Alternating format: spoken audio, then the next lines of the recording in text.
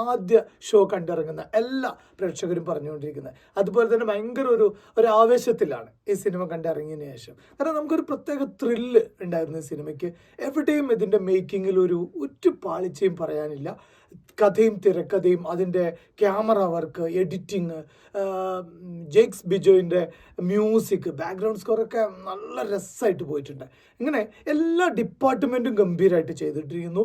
അതുപോലെ തന്നെ ലാലേട്ടൻ്റെ പഴയ ലാലേട്ടൻ്റെ ചില മാനറിസംസ് ഉണ്ടല്ലോ, അതെല്ലാം ഇതിനകത്ത് ഇങ്ങനെ ഒപ്പിയെടുത്തിട്ടുണ്ട്.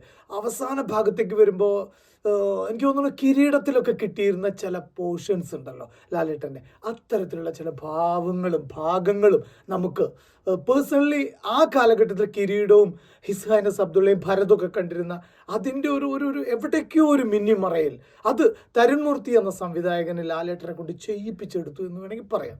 എന്നുള്ള ഒരു ഫാമിലി